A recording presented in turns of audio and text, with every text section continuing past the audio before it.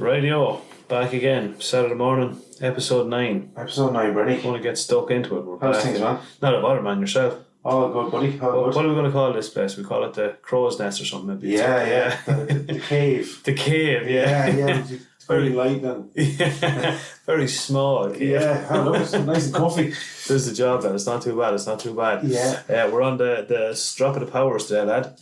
Good stuff, thanks to you, Brian. Yeah. Let's get into it here. So we have a little sip there. Can't beat the powers. I always my own father was always a powers man. Was he? Yeah. You like a bit of that yourself, yeah? Yeah, I don't mind a bit of powers now, in fairness. Yeah, it's grand.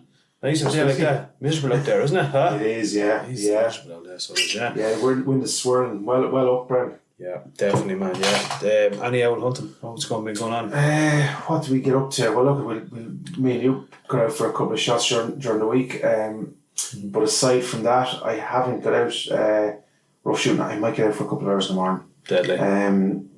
Get the dogs out. But other than the bit we did, very little yourself. No, not a whole pint. Was it last Sunday? I think was I out for a deer last Sunday? No joy either. But a big learning curve. I think definitely for myself. Yeah. So if you don't win, you learn, Bernard. That's exactly it, man. Yeah, exactly. So it wasn't too bad. So a few things in place now to. They could never guarantee success in fairness, but I know exactly I have a fair idea where I was going wrong. Yeah, that's good. Yeah. So that'll be a constant evolution. I think we're all in that. You learn the conversation we're after having with another man there. Like you learn something new every day. Without a shadow of a doubt, there's the best 100 in the world, and lads that are at years and they'll have days where they go and it just doesn't work for them. So. And they're still pull a lesson or something out of that. Yeah. Out of the water, Without a shadow of a doubt, lad. Without a shadow of a doubt. So sláinte, Brendan. Sláinte, lad. Good luck and good health. And I suppose, happy Christmas, I suppose. Happy Christmas, yeah, we're getting there, man. We're not far off. Oh, you can't beat it. That's good stuff. Yeah, nice. That is good stuff, that is. I think Paris wants to sponsor us over the Christmas. I like it. It will be honestly one of my favourites now. Yeah. It definitely is. It's lovely and smooth. It's so smooth, isn't it? There's no real sharpness and severe to it, so it's definitely my go-to for a nice hot whiskey, which there you go. I think might be on the menu for later on, I think. Well, yeah. I think so, yeah. I might do, yeah. I might have Saturday night now. I'm going out to get me shed ready for me cool room and me butcher and me man cave. So probably cold and wet, so I might get in the season. So well earned. It'll be well earned without a shadow of a doubt. So we're going to, I suppose, diverge into. It was our first time actually hunting together. Yeah, that's true, isn't it? Mad, yeah. Which is mad, in fairness. Yeah, we were actually discussing when we were out for the hunt. It was because probably this time last year we didn't really know each other. I don't think. Or just about.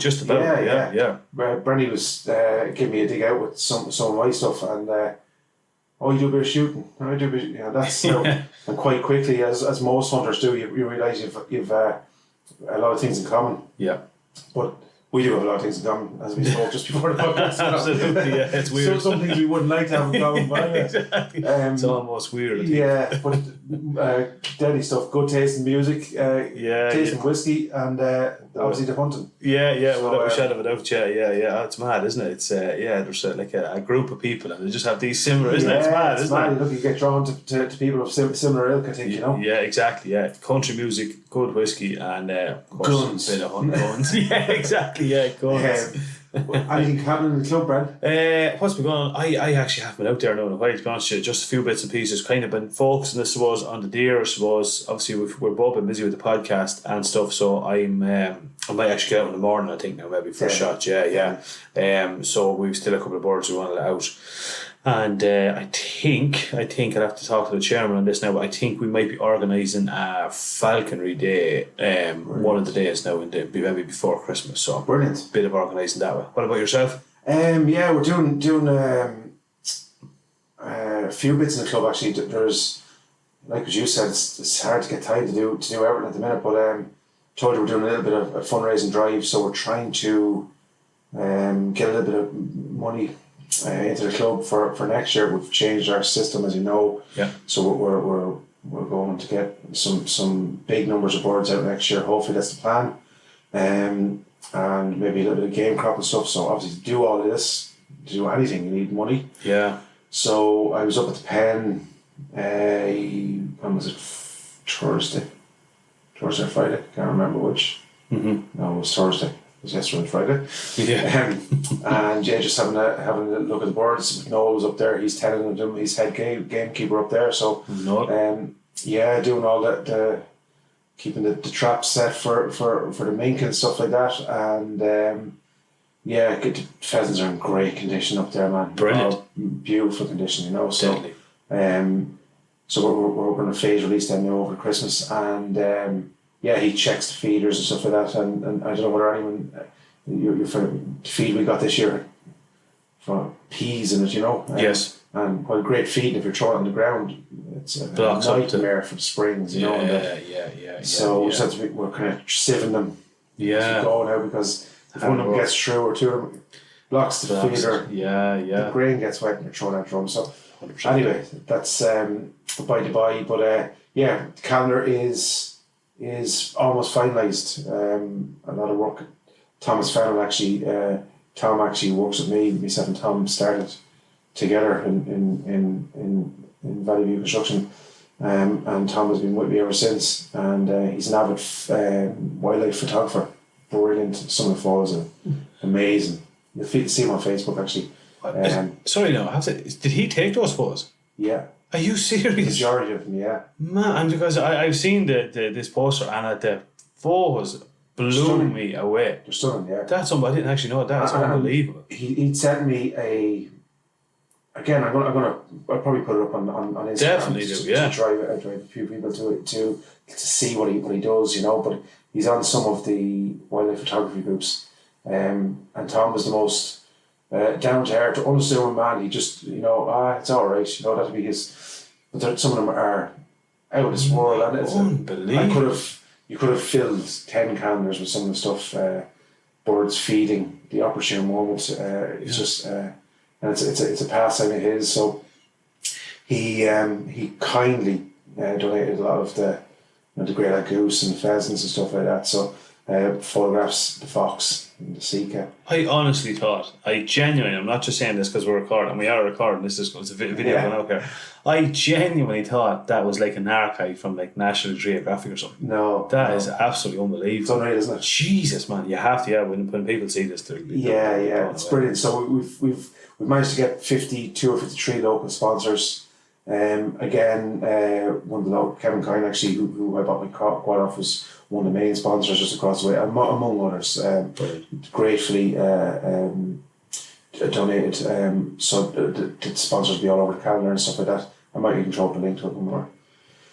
But yeah, and so that's going to drum up a little few bob and get it back into the club and get more pheasants. We're buying in a few head pheasants. We're starting to breed a few. We're going to buy in poults early doors, get them released, and then we're going to buy in probably a few adult birds as well, just to keep every angle happy until we do the full transition again. I understand. Deadly. You'll be covering all angles. Yeah. Because obviously, the last thing you want to change is you change over and a mishap, and then everyone's saying, "No, we're not going to do that again." So trying to do all angles, and then we've taken in a big estate beside us as a sanctuary.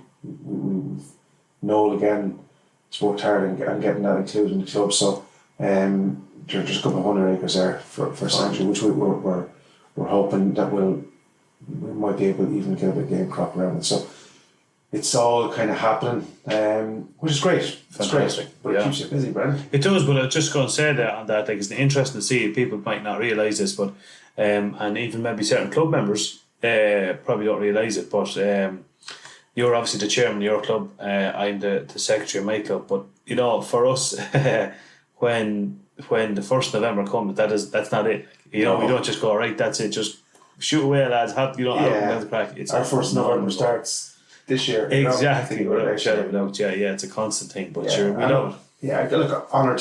This is my first year as chairman. Honoured to being chosen by the lads.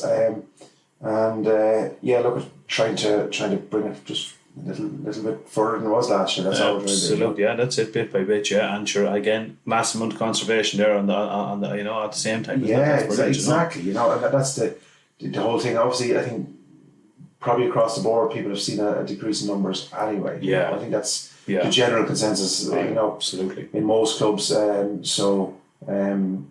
Just we're doing, which we're talking about this episode, is the Fox Drive. I was just going to say that tomorrow morning. So I might get up for that, and maybe a little bit of rough shooting thereafter. My young man's playing rugby, as you know, at 1 o'clock, so I'll have to be done and dusted before that.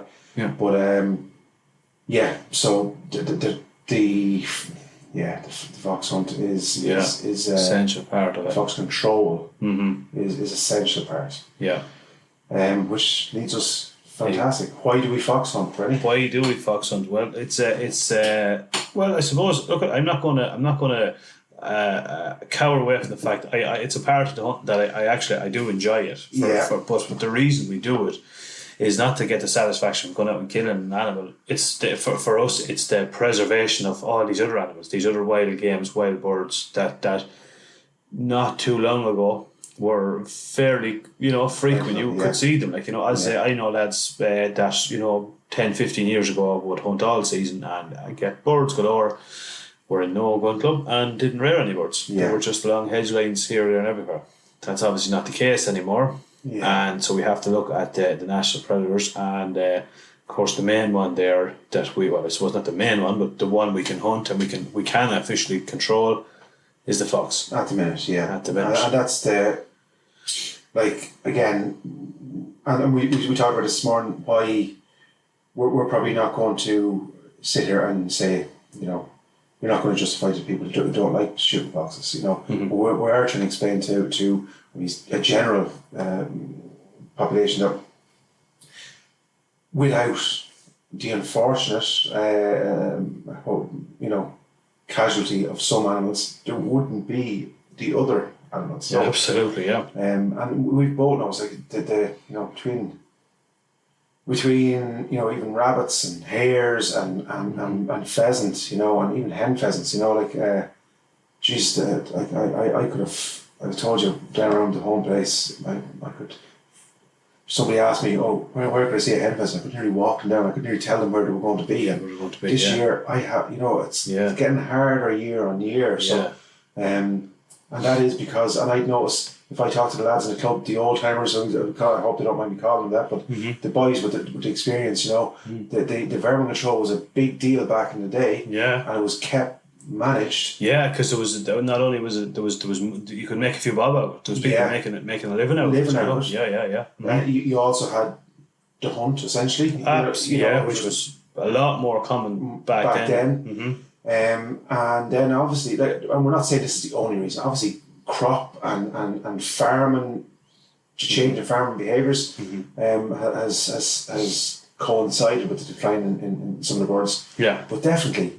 Foxes are more prevalent. Without a doubt. We were out the other night, and what, 7 conservatively? 7 officially. We could say that we seen, and we weren't out too long, and we didn't go too far, really. Yeah, exactly. Fairness, and we didn't even cover probably one of what I would call the hot spots. Where we didn't get down there just the weather turn, and we had some mishaps, which would be disgusting. But so they're far more prevalent. Yeah. Without prevalent, I was talking just even to another member of our gun club, and he'd be a great man with a rifle too, would be Gaza. But we thought we had our environment fairly well under control in the club this year, because we had gone out glamping. We used to go out every Friday night, and we'd gone out every Friday night, and then we were seeing less and less, and then there was Friday nights going out where we wouldn't see one at all, which was so very, very unusual.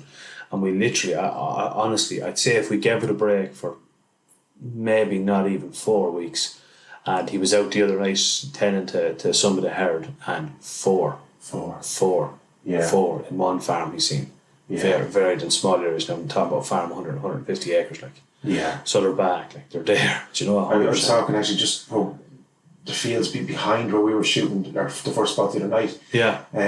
A local farmer there who used to hunt and shoot, but he's he's tied up with work and farming, but he's a family sheep farmer, and a couple of hundred ewes, and obviously during the lambing, vermin control for him is extremely important, because again, for people who don't know,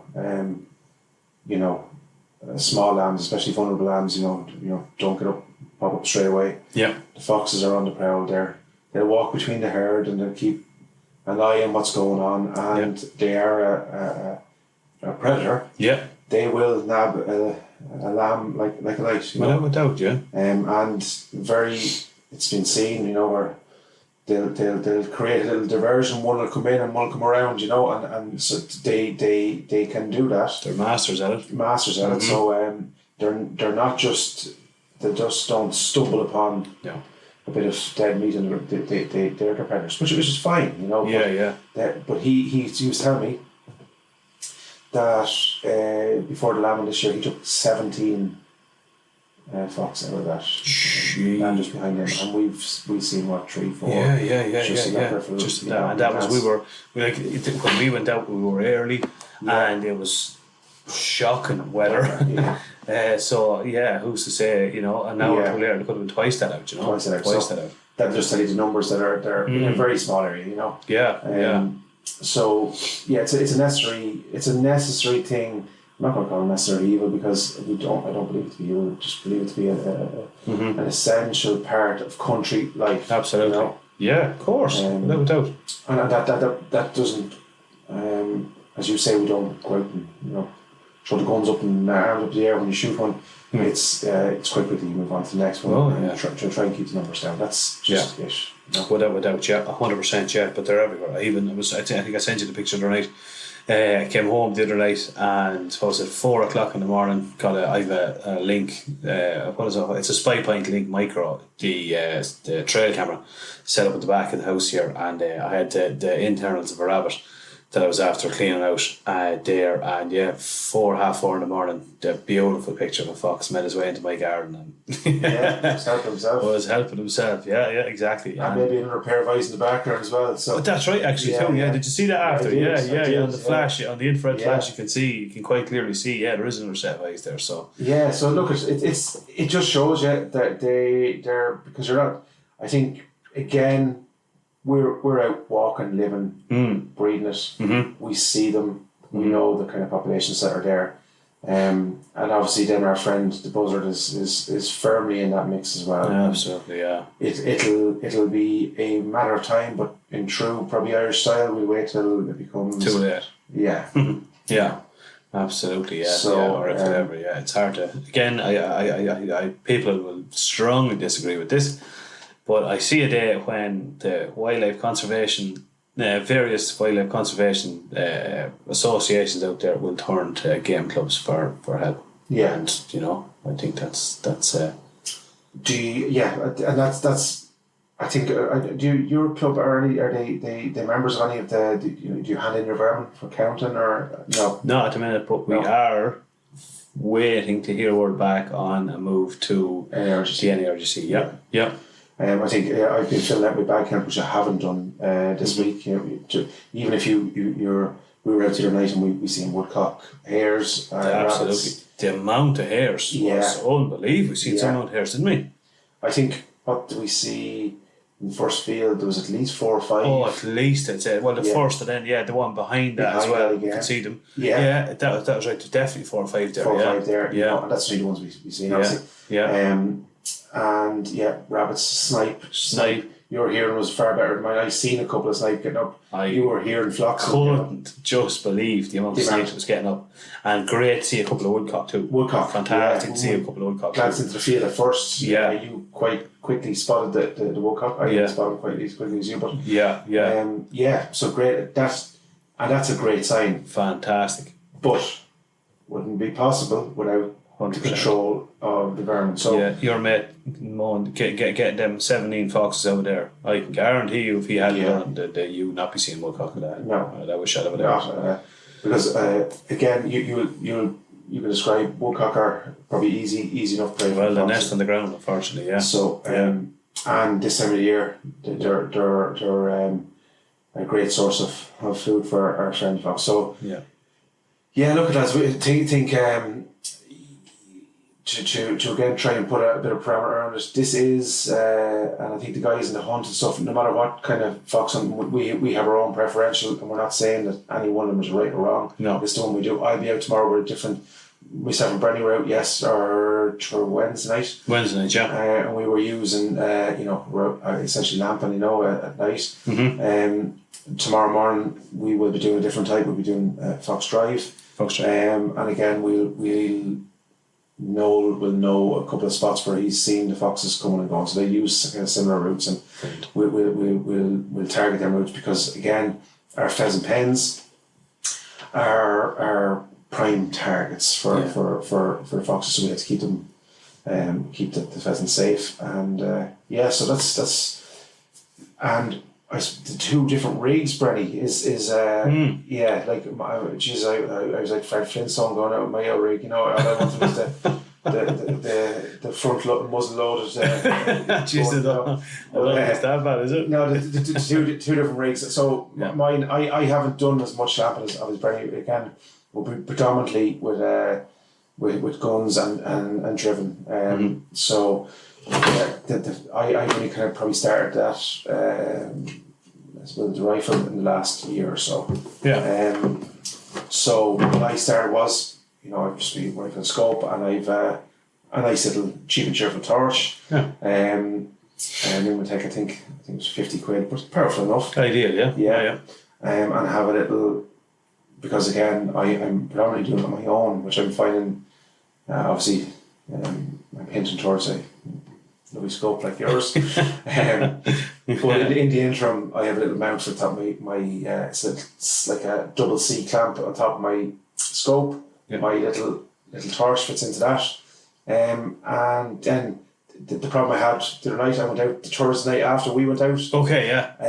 Is that you have to use the gun, and I need a second torch. To shine, yeah, you know what I mean? So yeah. You'd have the gun sling on your shoulder, and you could use the torch then for dancing. So I'm going to get a torch. It's tricky now. I have done it before I had the thermal, and even going out on your own, it's tricky. Even if you have an independent torch, the time it's like, if you get one on, then you have to off with that one onto the rifle, and then see, was he there? Was he? You know what I mean? Was he 10 yards that way? Do you know what I mean? So Brenny has a lovely setup. He has a lovely head torch. Yeah, I use a cheetah head torch, £50. You get them in any, well, I won't say any, but you get them most agricultural, supply stores. Supply stores is where I get them. I think they're actually made in Ireland.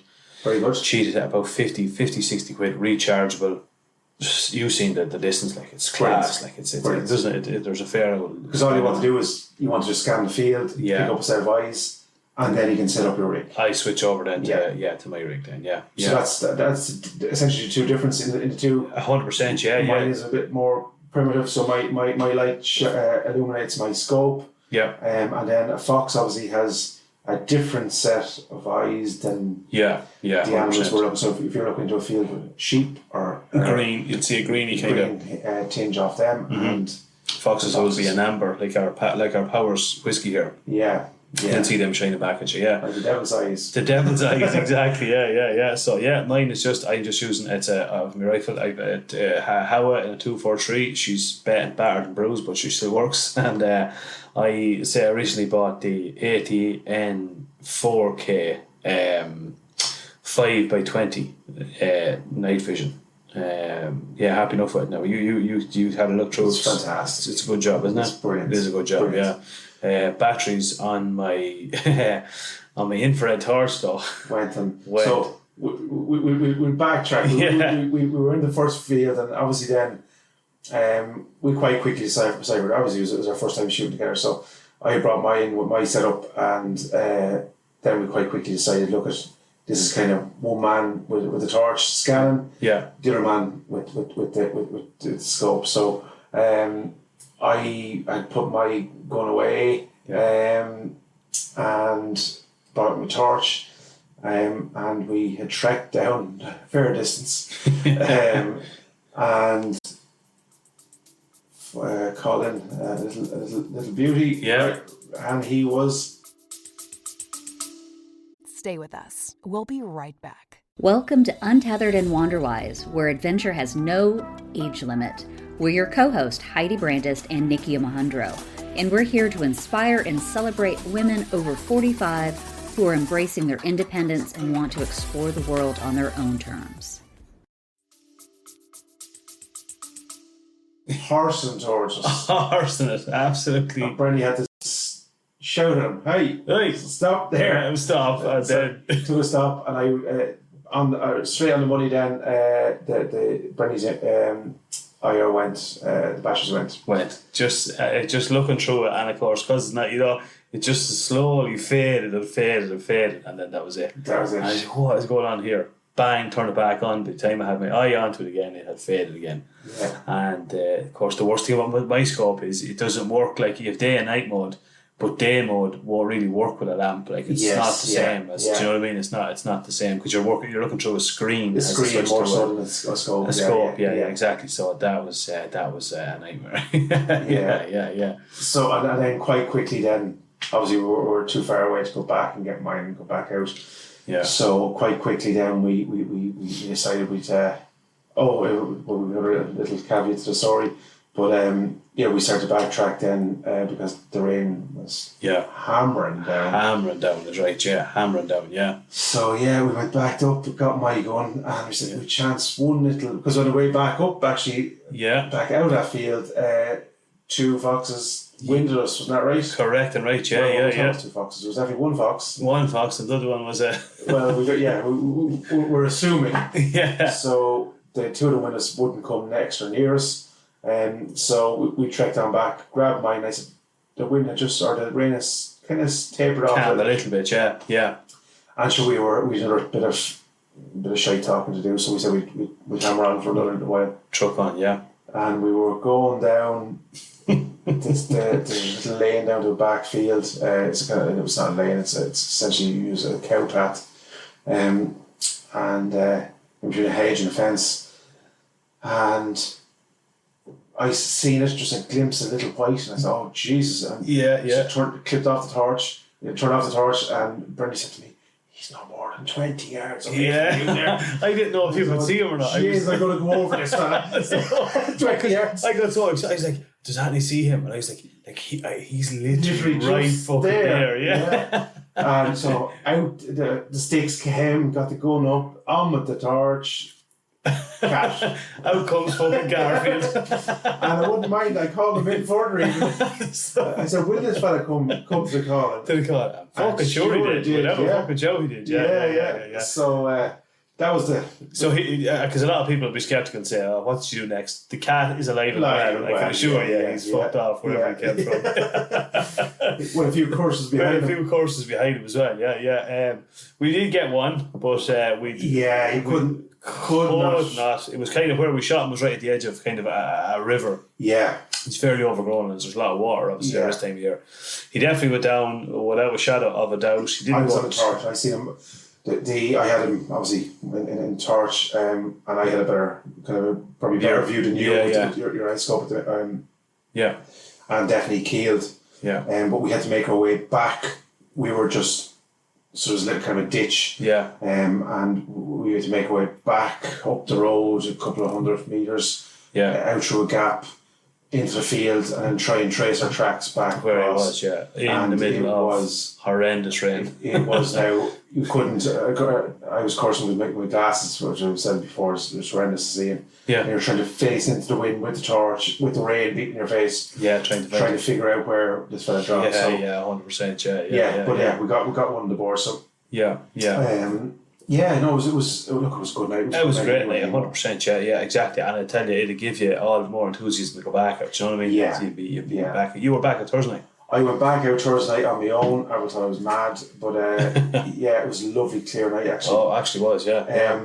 And I probably could have done with a bit of wind. If I'm being honest, it was really calm. It gusted up a little bit and then died completely, like clear skies. Yeah. But like that, I called in the first field actually. But I found him I probably should have left it for a week or so maybe. Okay. But called one in. He came right around to the right hand side, very cagey. Trying to wind you, yeah. Came up and wouldn't come any further. Then came in another couple of yards. Okay. Put the nose up and fecked off. Gone. So and then where else did I see one? Oh yeah, down that long lane. The long lane. The cat essentially. Oh yeah, down there, yeah. The to the left hand, that field, to the left hand side.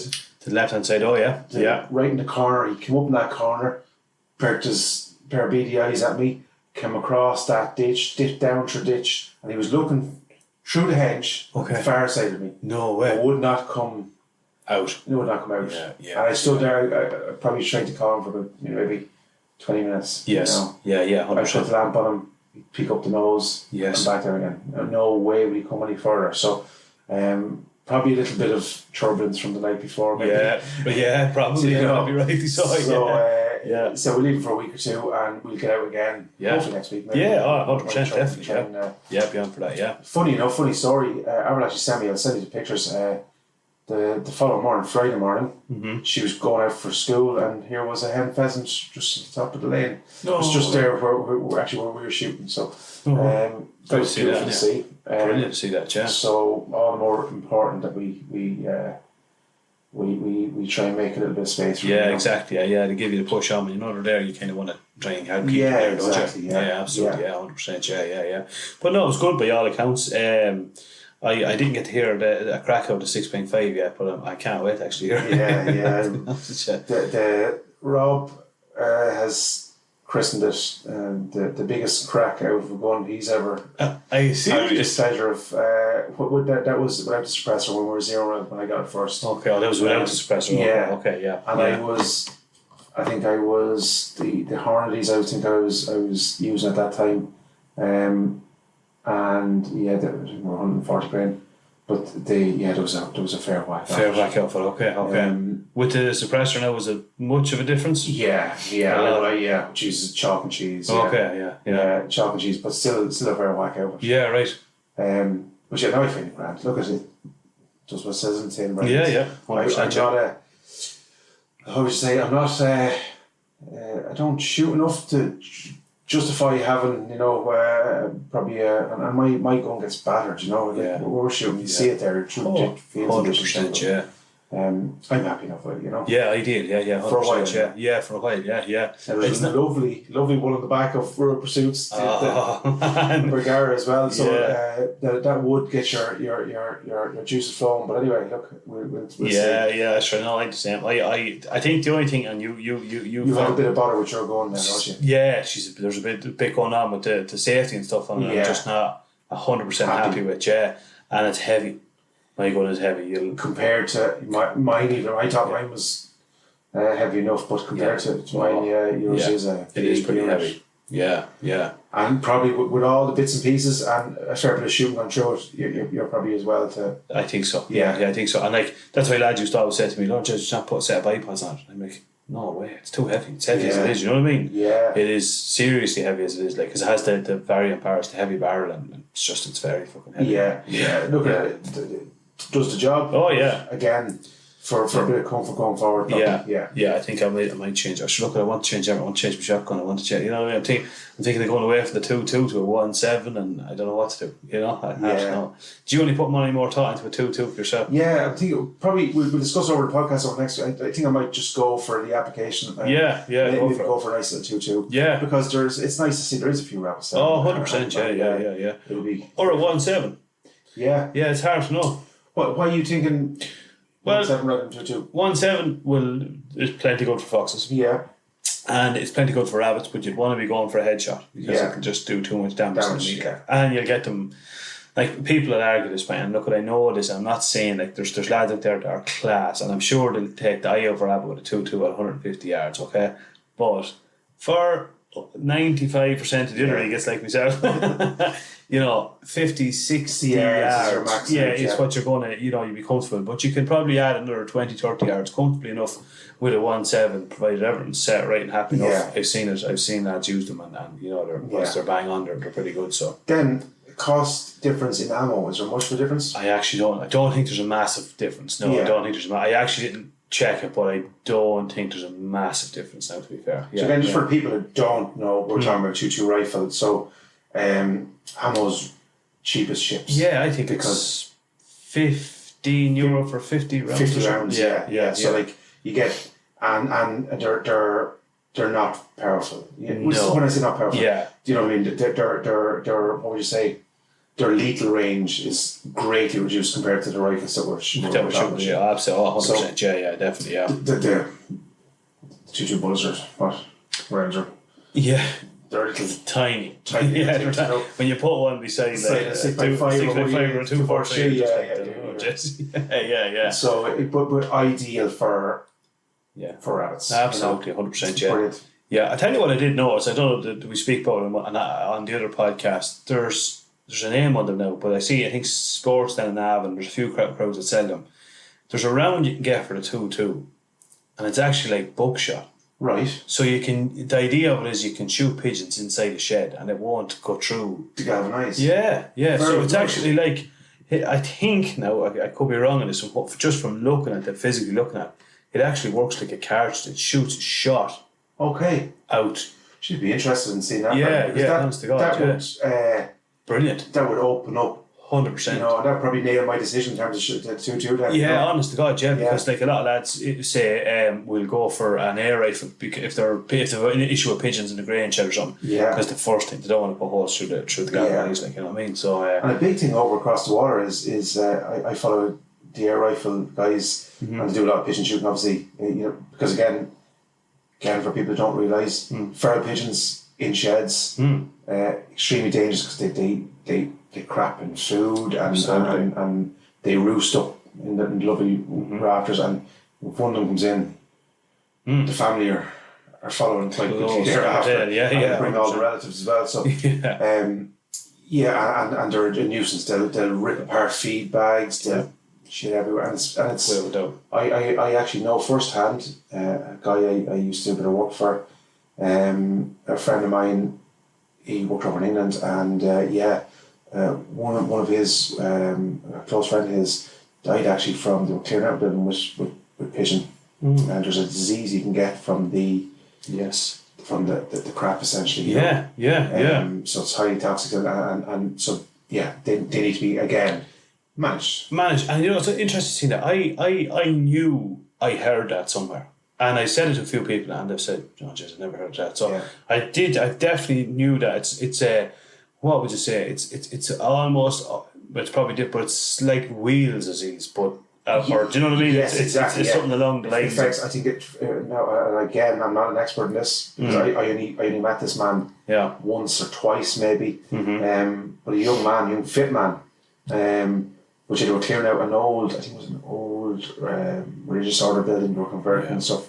And of course they got actually guys in to get rid of the pigeon, but he was cleaning up the feces and whatever happened. Yeah. It was some sort of a respiratory, his system essentially shut down. Jesus. And he got really unwell for a while, kind of picked up, and then went and died. Oh my God. Shortly thereafter.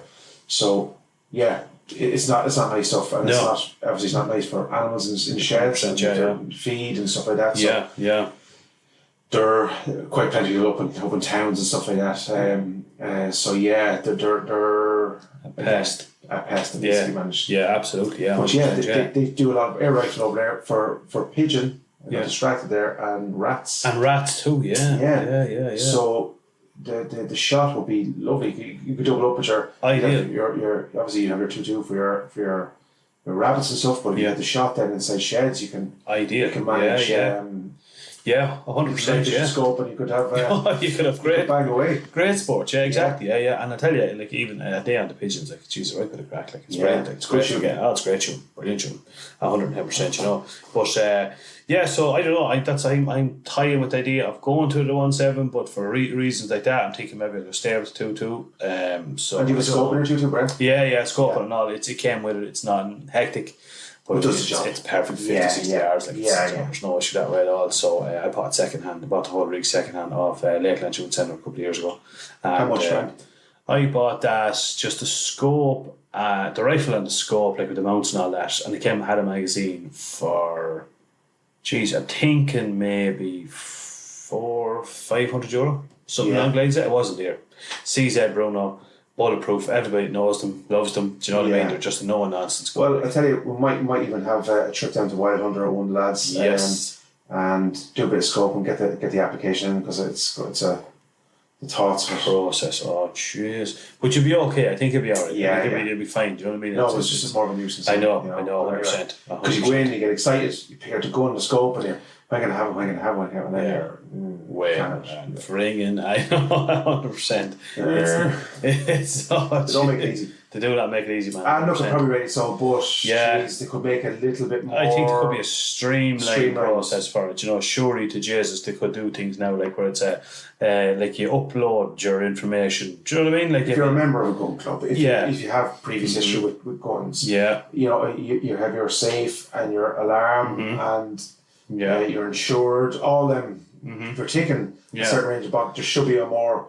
What would you say? Like the Ryanair, the fast track kind of. Fast track, 100%. You know what I mean? This lad's good. He's good because how do we know he's good? Well, because we've checked him. 6.5 and 55 and a exactly, and a shotgun. Yeah, we've cleared them for them. So they're not coming issue with fucking 2-2 like or whatever the case may be, you know. But they won't. They won't. That's not going to happen. As a gun. yeah. And we'll have to go through the process of hoping. But again, we were due to actually talk to one of the FOs, I think, weren't we? Yeah, we are. I'm going to make contact with him before I name him. But yeah, we're going to definitely. So we might just try and. We're actually. This is probably the way this podcast goes at times.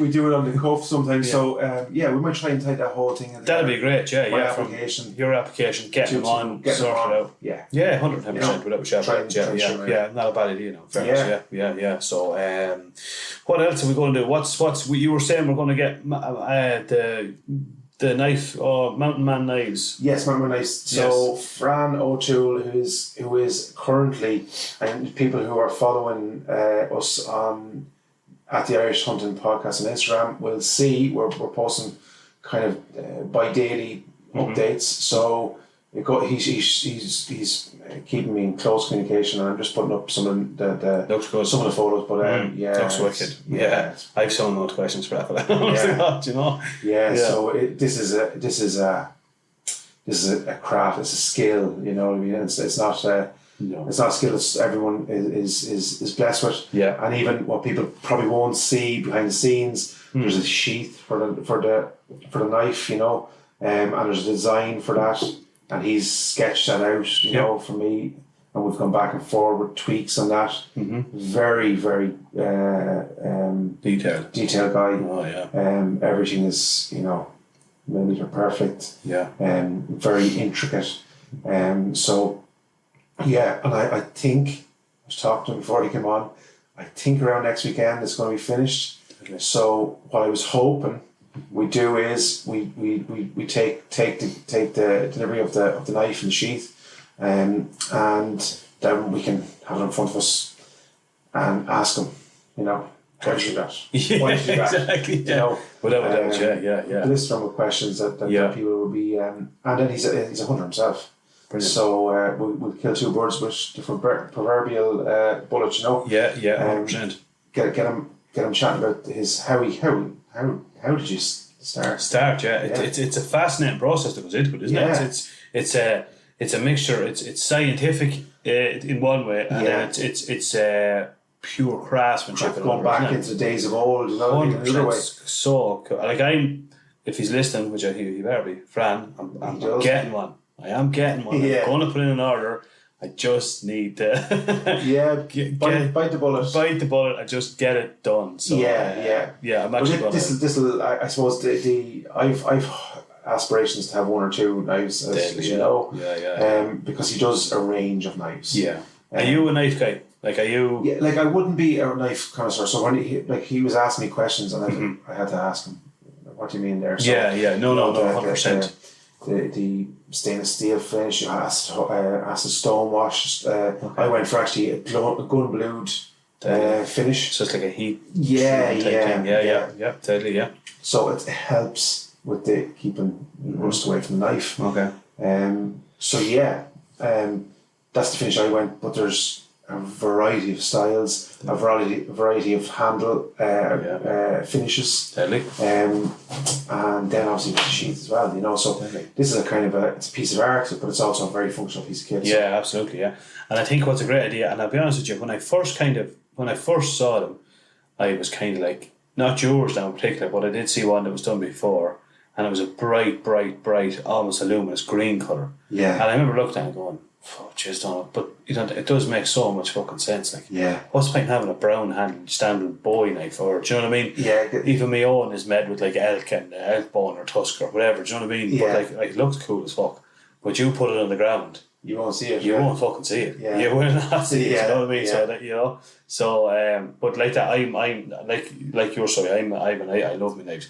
I like that. I don't know anything about them. I don't know much ins and outs of them. Yes. But I appreciate a good knife when I see it. Like, And hence why we'll have him on and he can answer all of it. So again, if people have a few questions or they want to get in touch with him, to find him on Facebook and Instagram.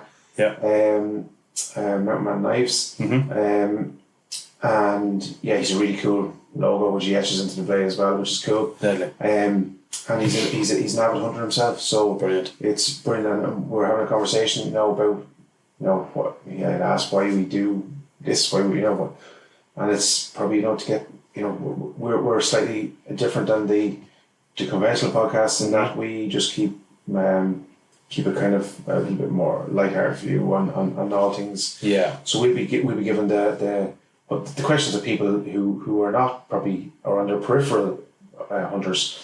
What are the questions? Even I think when I don't know for where you found this or not, but when you obviously shot with a shotgun for a long time, and then transitioned to a rifle. Yeah. It's daunting enough process, isn't it? Yes. Even I think it's more so with men. I think anyway.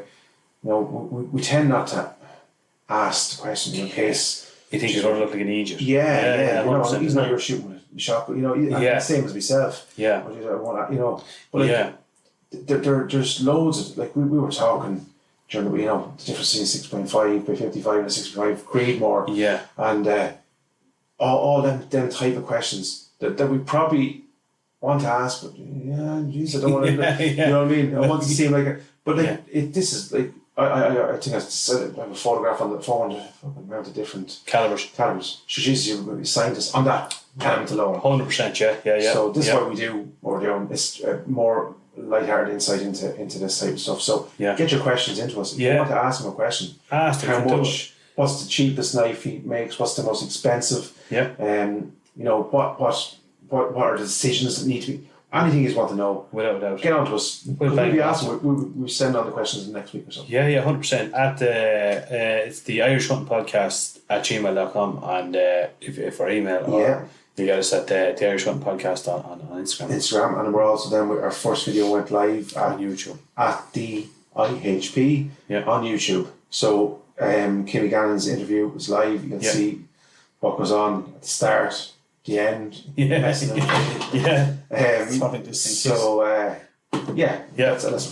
be adding to that. So it's we're live here at the minute we're recording, so that'll be going up just after I leave here. Yeah, so you can catch us on that, and you get to see our lovely mugs. A treat for you, a rare treat of a Saturday. You can put the phone in front of the fire, maybe keep the small kids away or something like that.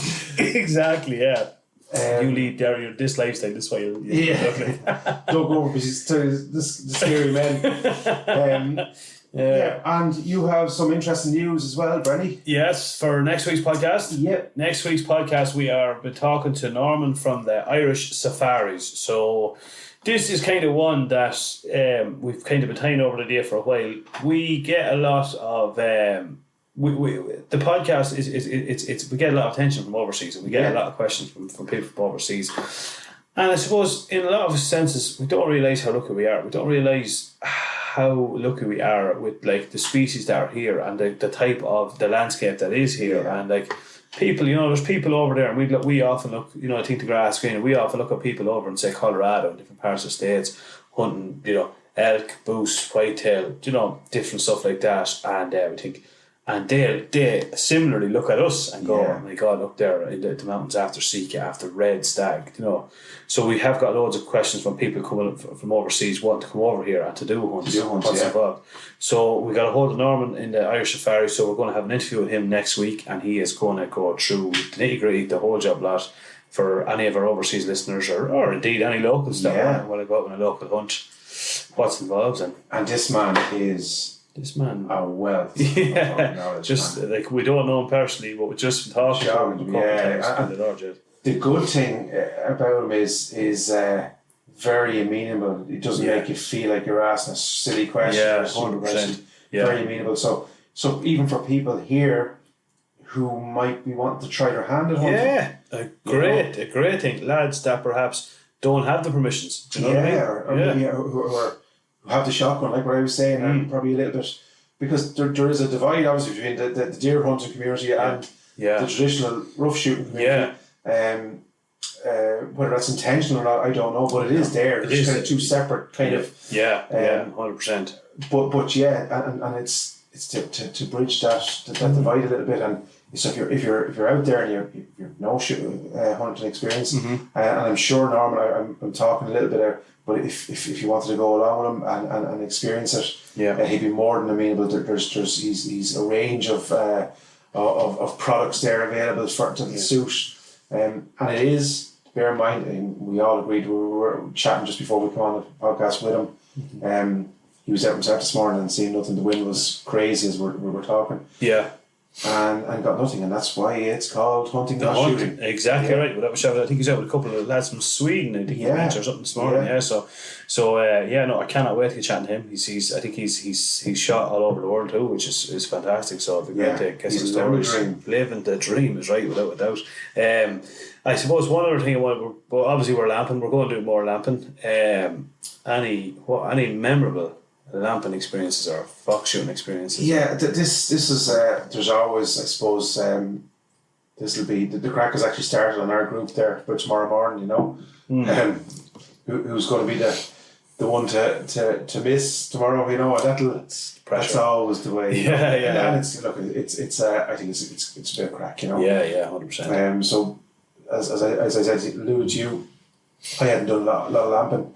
It'd be more kind of drives and stuff like that, but like that, it's always the misses, isn't it? The guy who's see, that's the drives is a devil, because there's a couple of lads in the line and there's a lot of effort goes into there is a bit of pressure, definitely, but more so that the slagging, I suppose, that goes on afterwards, and we talked about it the other night, like there's even myself and yourself were shooting together for the first time, and I think I said to you, that's if you're comfortable from taking that shot at home, take it now, because you started to question everything. To put it in perspective, like we weren't exactly shooting through a gap in a hedge here. We were shooting, down at the target, so it was a safe shot. And Bernie was even questioning, as would I. But and that's what makes good shooting, isn't it? Safe, and you are questioning everything. Is there something your back's up behind you? Is there all the usual questions? But yourself, Brenny, you have any? No, I suppose of a few, but it was just when you mentioned that, and I didn't actually mention it to you at the time.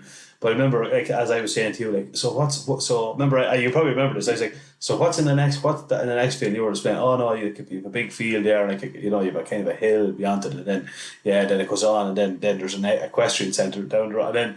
But all that stuck out in my head was a question that I couldn't. Do you know what I mean? I couldn't get that out of my head. All I kept thinking was, he said a question centre. So again, for people who are listening, thinking that we were shooting in the peripheral. We were up on a kind of a slightly elevated platform, shooting down into a field. Yeah, with a massive hill behind it. and then there was a ditch that dropped, I think, 6 foot and maybe back up. But the far side of that ditch was most definitely probably a 6-7 foot incline. So it was the best place where if you were sitting on a shooting range, just on the edge, So, but that's the thing, isn't it? You start to question everything. Exactly. When you're not used to it, you go, fuck, I'm not just. That's the fucking difference, is between the gun starts to. You know what I mean? Shake and all, and you'll automatically like I had a miss at that field, and I automatically, like, the fox was there, he was in front of me, I had him up, and I think subconsciously I dipped the rifle. I was like, you were overcompensating. You were overcompensating, right? I can see his eyes, so we'll go for the chest here, and I was overcompensating, and I'd say I dropped short on him. That's probably what happened. And that is the most, the first thing when you said that fox is 20 yards away, I said, oh Jesus Christ, it's nearly too close. So you said there, 9 times out of 10 you're going to take that shot. Probably 9.5 times out of 10. The one time where you're But that's what makes it good. Oh, yeah, you're better to be making those calls and just going off. Absolutely, yeah. Going a foot over them and not know where it's going. 100%, and it has happened. People, like, believe it or believe it not, I have heard stories lads been out hunting and hit horses. Or sheep, or do you know what I mean? That's why we have all these insurances in place. And that's just on that point, but I know, and we'll get back. Just on that, we're actually doing a big drive in the gun club this year, and I think for all gun clubs is important.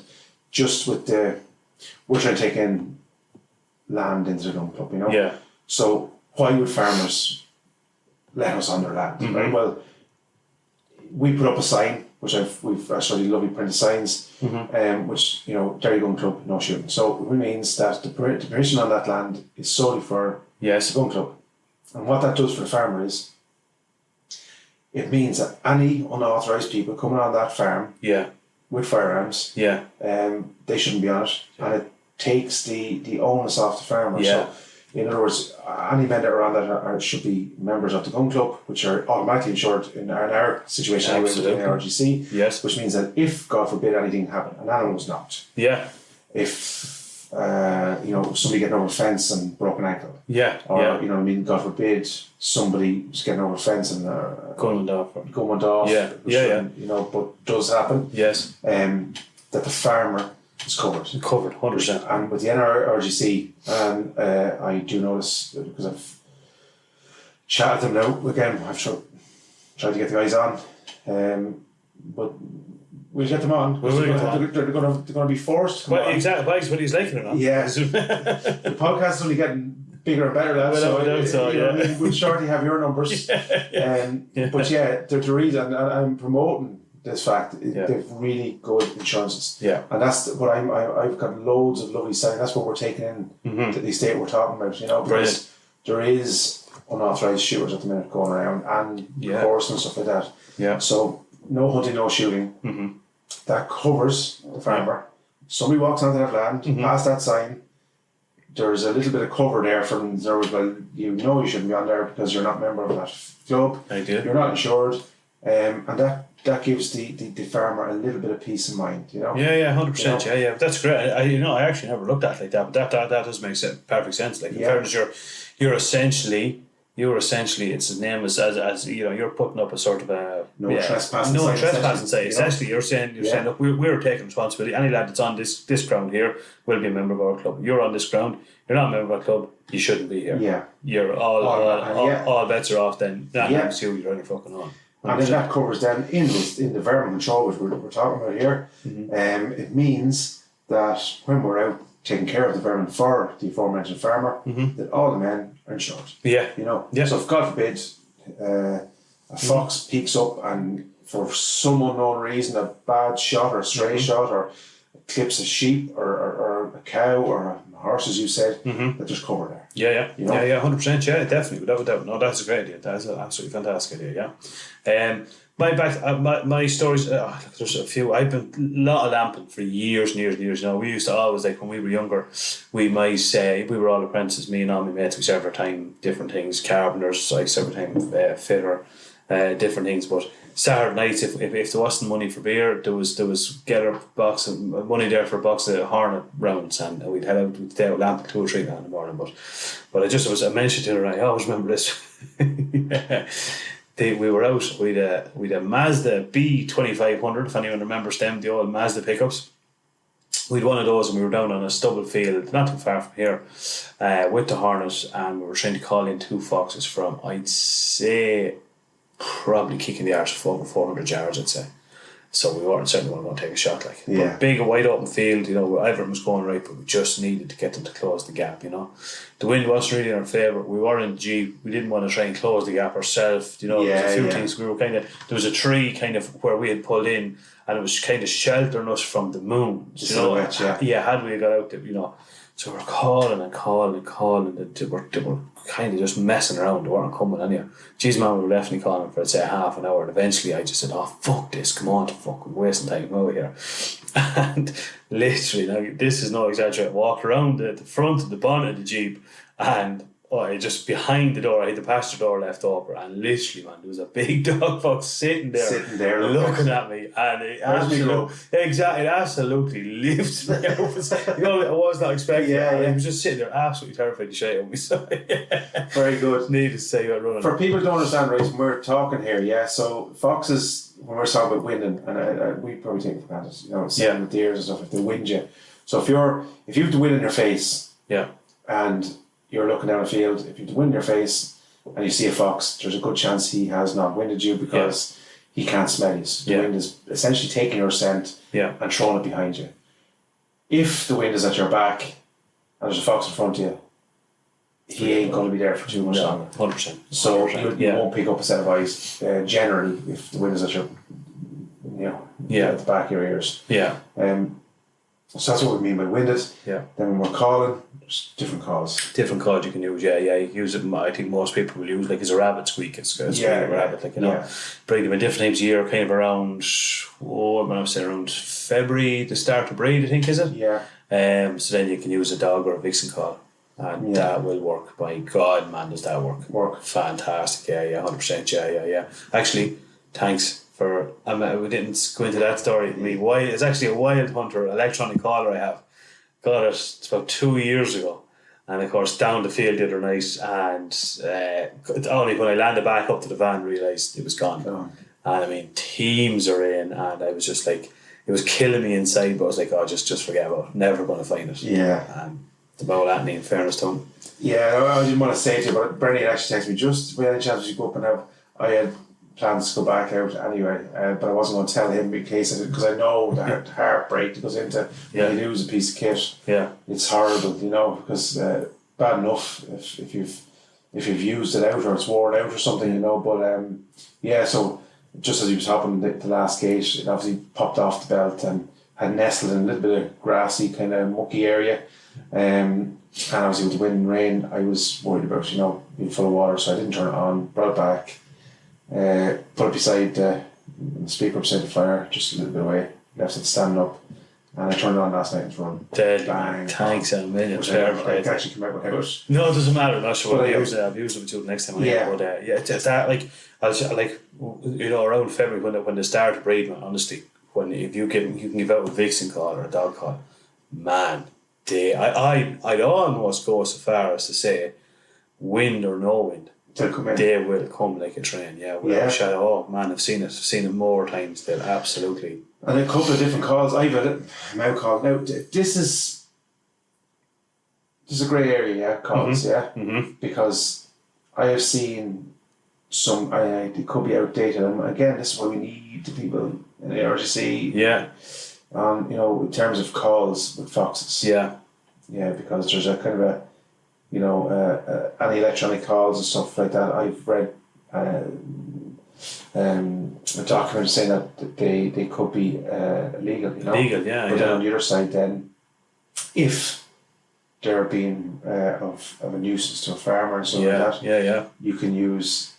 So there's two answers. Two answers to that question, which absolutely. Is again, it's silly, because again, from if for argument's sake, if a farmer's overrun with foxes, well, the minute you go into the field, they're going to dissipate. So you need some sort of means of 100% keeping it swaying in favour. So I have a mouth collar, as you know. And Rob Tracy, if you're listening to me, man, I'm naming you.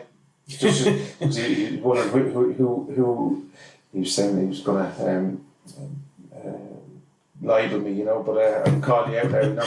He was very dismissive of my call, I didn't like it, but it has worked. It has worked on three occasions now. So I use a mouth collar, and a neighbour of mine actually he's an old timer, showed me a way of hand calling if you're stuck. Just on the back of your hand. Went back of your hand and a rabbit in distress, squeal essentially. So a rabbit caught in a fence, or loads of things, or a rabbit kind of being attacked, and it'll call in a fox. I think there's a bit of food about. And then also I think they used to use a bit of airborne glass. Airborne glass, there's loads of things. Now that I think of it, actually, when we used to go up years ago, one of the lads, he was a smoker, and he used to, the clear plastic, the you know, the bit that's on the cigarette Yes, box, you know, you have to yeah, clear yeah. that off, it's still on or not, and you'd pull that apart and blow through that, Blow and through let it. a squeak out of it, like, Yeah, and yeah. I've seen that. There you go. Yeah. I've definitely seen that working 110%. You know, yeah. So I won't do the mouth call just in case I want to back it up now. You know, yeah. People ringing, and that wouldn't call. You know? Yeah, exactly. But maybe, it does. Maybe a mentally ill fox. Yeah. But it does. And work. I think the variance is key as well, because your mouth call was different to mine. Yeah, honest to God, yeah. So it's just it's whatever spooks their interest. That yeah, night, you know? 100%. Yeah, definitely. Yeah, definitely. And then I suppose I know we're kind of running out of time, but the thermals, like people ask why do you use a thermal? Well, there's people have saying this, and you can actually go one more now, but people will certainly agree with me saying this. A massive amount of foxes now have copped onto it. Like, yeah, you know, there's foxes out there, and like keep their heads down on the one. 100%. You bang a light on for a fox, and the minute that light comes on, he is bolting. You put out any squeak you want, any call you want, he ain't stopping. Other foxes, maybe the younger ones or ones that have been fired up for, or whatever the case may be, and they will stand to look at it and they'll start to, you know, come closer. But you'll definitely know the ones that have been lamped before, you know. And then when we were down in Pulsar the other night, that was John, was it? Yeah, It was John from worked for Pulsar. Pulsar, yeah. Says to me that there've even some studies now say that they're copping onto the IRs. Yeah, they're actually copping on, because when you stand in front of an IR, although you can't, from a distance, you will see a faint kind of a red tinge. He demonstrated that. Yeah. You can just glance at it. You can see that little red kind of. Yeah, absolutely. You can't see it. You can't see it. So that's why the thermals. That's the thing, Brendan. Here's my dilemma. I'm in a minute of changing scope. Mm-hmm. Would you go thermal, or would you go night vision? Night vision. You see, it's about the bank balance too. Like there's no doubt thermal is fantastic. Like, it is absolutely fantastic. But like, it's expensive. You know, you could be talking 3,000-4,000 euro. Like, yeah. Do you know what I mean? For like, I wouldn't bring my scope, even though it's not that expensive, but I wouldn't bring it after a deer. I have my own Element Optics that'll be on that for a deer. So you're spending 3,500 euros on a bit of kit that I would say you'll just use for foxes. You won't use it for a deer because it's too expensive, and you can see some of the ground you're covering. Yeah. I mean, so for me, the night vision works fine for me. So you've both night vision and day vision on that. No, I have night vision and day vision. Like, you'll see, like, you'll often get foxes now. Say earlier, like, we can get foxes during the summer, like, you know, if you just hide it out on in the middle broad daylight. Yeah. And you will see them out moving, like, and you can get one too, like, so it'll work for that either. But yeah, like, Pulsar's class, but like, you know, it depends on your budget. Depends if you can look at, if you're like a lot of lads, and like maybe myself and yourself, we do a lot of hunting, a bit of fishing. We don't really do a whole pile else. We're not big drinkers. We don't smoke. We don't, you know. Yeah, and that's your thing. Like, yeah, exactly. That's one of the guys down there actually said to me, like, this is what we do. Like, exactly. Like, there's mates of mine. They're big into football. They go to football matches and different things. You know, fair play. But we don't do that. So I say, if you have 3.5 and you want a top class, go for it. Go for it, man. 110%. But yeah, it really depends on that. I think I was looking at the CX, wasn't it? CX50, yeah. And that was under $1,000 sterling, wasn't it? $950, I think, sterling. Sterling, yeah.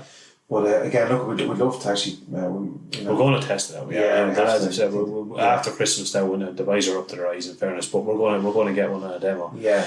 And we're going to have a test of it and see, you know, because seeing it, like, we'll give an honest review, but we'll get it out and we'll give an honest review. Love the zero on it. The zero is fantastic, man. Brilliant. Now, again, I need to play around it, because obviously when a rep is showing you, you just press this button here and you press it. There's a lot of buttons we press. You know? Exactly. It's going to take a little bit of problem around with to get used of. Yeah.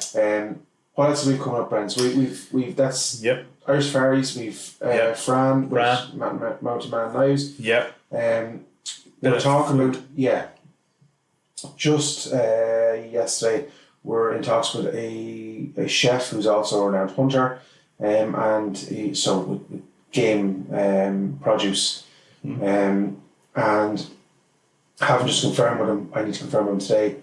He's a busy man, but he's going to give me a shout back he's interested in coming on, having to talk about, you know, a bit of hunting, obviously, and then the food element, and maybe on an ongoing basis might get him to dip in with a couple of recipes and stuff like that. Absolutely. That we can try out throughout the season. So that's exciting. You know, I'm really, really, really excited about that. That's brilliant, man. Yeah, no, I'm looking forward to that too. That's going to be class, in fairness, because we both, there's 2 things we definitely have in common. Well, 3 things. We like whiskey, we love hunting, and we love eating. So, yeah.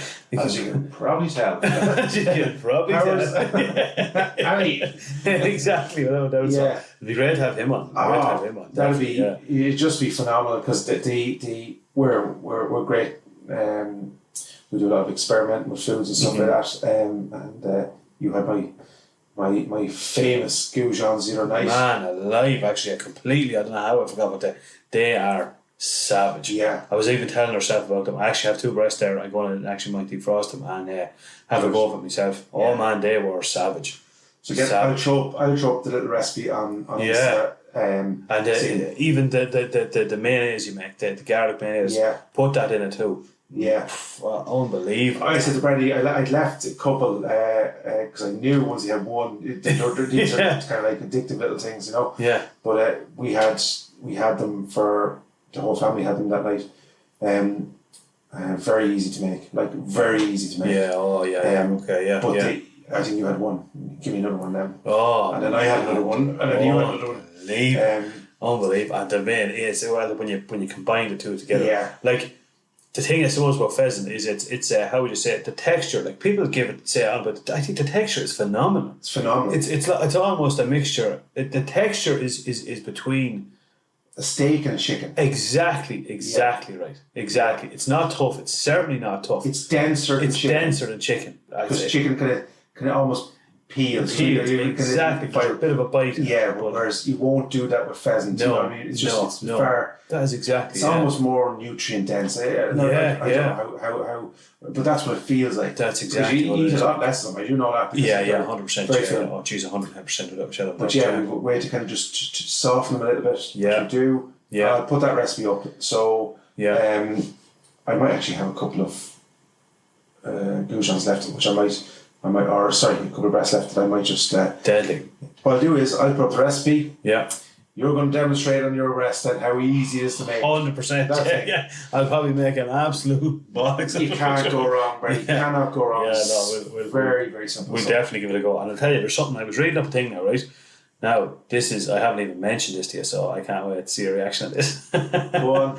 I'm setting us a challenge over the Christmas period, okay? They do a thing in New Zealand, and I think it's the coolest thing ever.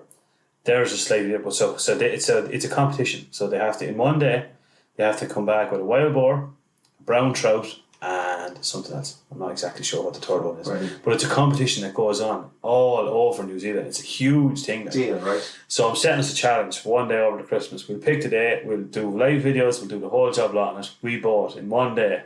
We need a pike, okay, a pheasant, and a fox. Okay. And a 24-hour period. We'll pick the day. Oh, come on. Fishing might be the thing, man. Man, trust me, I'm not going to be any better off than you are. So that's right. Okay, we'll do that. We're going to set that as a challenge. I probably should have discussed that with you beforehand. Thanks very much, man. It's a fucking great surprise. Give me more whiskey, yeah? We're setting a challenge, so that might turn into a 48-hour challenge on my fishing skills. Even on my shooting skills, might be. Yeah, sure. Look, it'll be a bit of crack. Good stuff. Exactly. Yeah. So that's it. I suppose. Next week's episode, tune in. I know there's a lot of people have been asking for this. We will have Irish Safaris here. We'll have them. We'll have an interview with them. Any questions you want to ask, lads, get them into us. Do not be one bit shy. We can leave it anonymous if you want to even leave it anonymous. Yeah, there's guys email or text us there on Instagram. Yeah. And email us.